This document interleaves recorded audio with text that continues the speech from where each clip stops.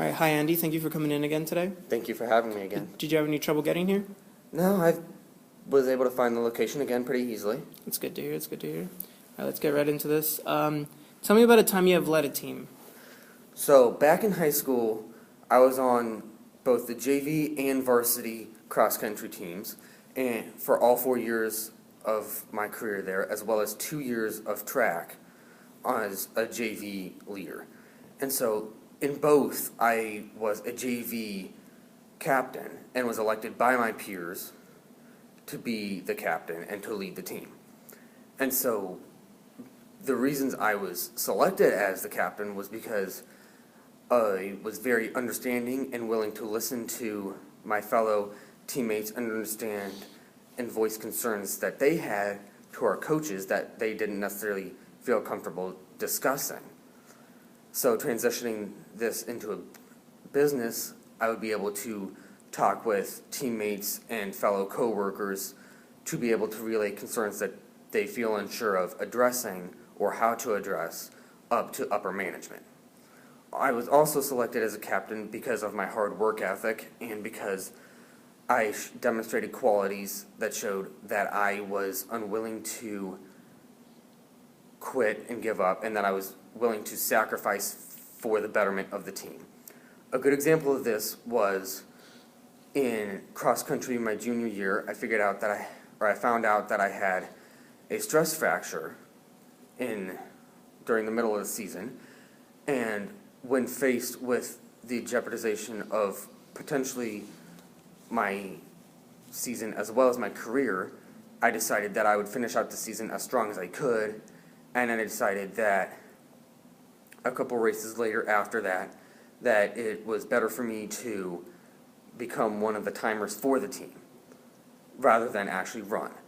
And so in doing this, I sacrificed not only my personal gains for the betterment of the team, but I also picked up slack where I could to make sure that times were adequately and properly tracked for the team.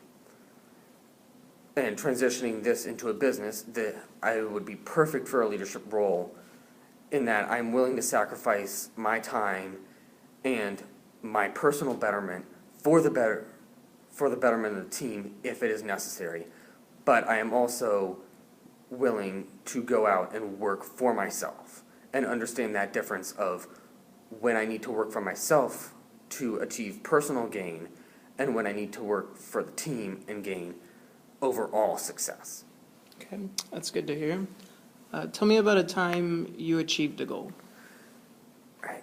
So in high school, my senior year, it was the spring of during my spring semester, and so I was training for a half marathon at the time, and my personal goals were to break my personal record of an hour 27 in the half marathon. And so I worked a lot extensively to beat this goal by training, by doing long runs, and working on every aspect of my body as well as my endurance to make sure I could not only survive the race, but beat my personal time. And I faced several hardships during this, in that there were a couple times during my training where I did give blood, and so I wasn't at peak performance, but I decided to continue along with my training as best as I could so that I could train my body to face tough situations and be ready if I was not fully prepared physically or mentally. All right, that's all good to hear. Tell me a time of how you resolved a problem when confronted with one. So, working at Coffee Emporium, there are several times where we have not always had the best of stocks, or we have not been able to provide the right products that a customer asks for. And so, several times, for example, somebody has maybe asked for cold brew coffee, or asked for just regular brewed coffee, and we have not had it. So what we have decided to do, so the plans I set in action to do that were to ask them if they would be willing to just have an Americano instead, which would be very similar to the product that they had, or that they had asked for and paid for. Other times, in instances in Coffee Emporium where I've had to resolve problems are when we are in our ordering and shipment placements of products, in that I've had to quickly think on the fly and call to other stores and call my manager when we haven't had the appropriate stock, if any, of the product, so that, or correct change, so that we could continue operating and be able to provide the product and meet the customer's needs. Okay, that's good. And finally, why should I hire you?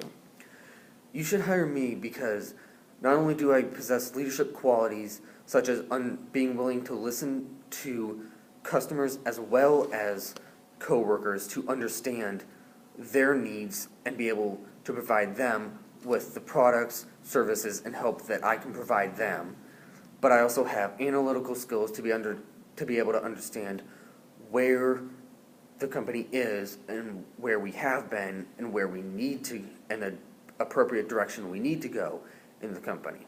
I also possess critical skills to be able to understand what is appropriate or how to handle certain situations, tough situations, whether they be we are low on a certain product or item, or we have certain problems that have arisen.